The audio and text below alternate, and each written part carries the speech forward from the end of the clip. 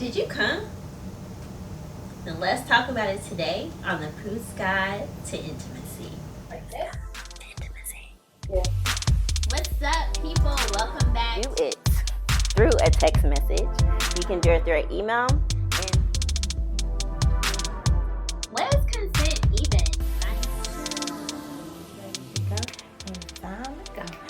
Ready to go. Okay. Hey. Okay. Hey.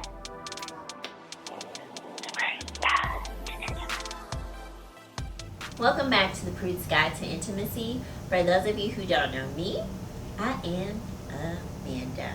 So today we are going to talk about the orgasm, the woman, the myth, and the legend. So in the intro, I asked you, did you come? So most women get this question after sex from their partner, especially in heteronormative situations. So the thing about this question is it's kind of intimidating, because what if I didn't? How are you going to feel about me? And am I going to crush your self-esteem if I say no? Right? So today we're just going to talk a little bit more about the woman and her orgasm. So the fact is that some women never reach an orgasm. They don't reach orgasm alone, or they don't reach one with a partner either. So only 50 to 70% of women report actually reaching an orgasm. That's it. Period. Only 50 to 70% report reaching an orgasm. That's it. And the thing is, though, this is during intercourse with other people.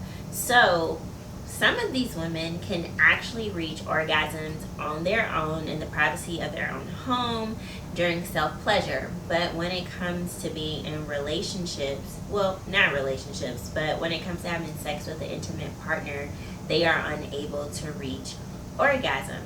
So what we need to start doing, all of us women out there, is we need to start faking our orgasms. Alright, let me tell you why. Because when you fake your orgasm, you are doing yourself and your partner a disservice. So you should tell them the truth.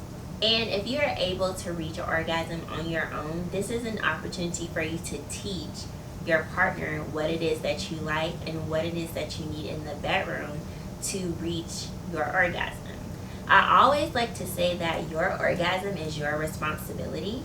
So if you don't let your partner know what you need to reach orgasm, that's a little bit, of your doing too. So what you should do is, like I said, tell them what you like, and that may involve a little more foreplay. So when it comes to women need a little extra time to get, hot and ready, good and going. So foreplay is very important because they need to be stimulated more so their bodies can get ready to get to that orgasming state. And also, some women may have reached an orgasm and they don't know, mainly because we associate orgasming with some type of fluid like we do with ejaculation. But you can have an orgasm without seeing proof, without seeing what I like to call liquid proof, I guess. You can feel it and all that different stuff. So an orgasm is nothing but the contraction of your muscles in your vaginal wall and your pelvic floor. So you've probably reached an orgasm. You just didn't know that it was an orgasm because of what you've been taught about orgasm and what people see as the norm when it comes to orgasming. Also, maybe orgasming isn't like your goal for sex.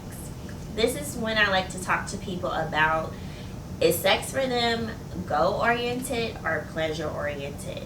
So people who are pleasure-oriented when it comes to sex, all they are focused on is pleasuring their partner and receiving pleasure themselves. And it's about the connection and the intimacy, versus people who are goal-oriented when it comes to being sexually active and being with a partner.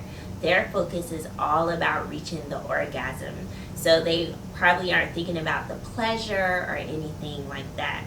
And I think within our society, we have become very goal oriented when it comes to sex, and we only think about the orgasm as the end result to sex versus the pleasure part of sex.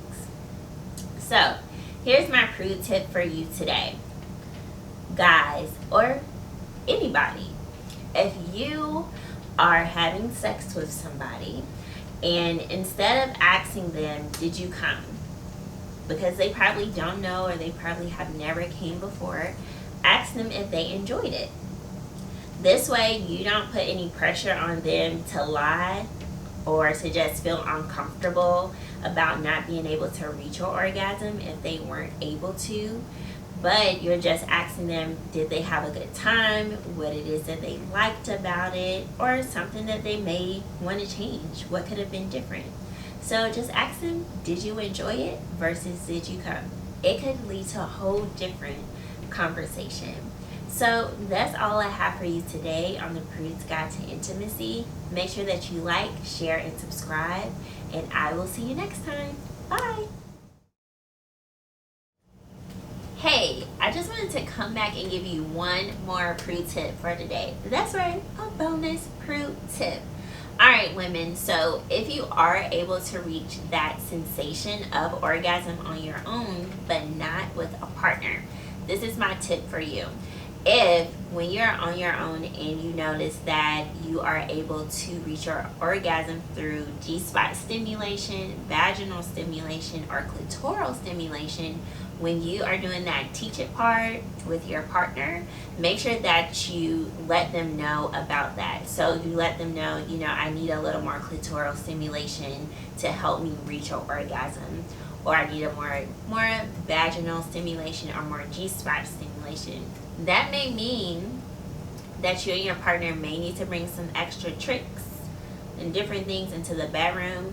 That may involve bringing a toy to help with G-spot stimulation and vaginal stimulation just during the foreplay to, get things going. Not to use the whole time, but just, a little pre-gaming. You feel me? So that's your bonus tip for today, and I will see you next week. Holla!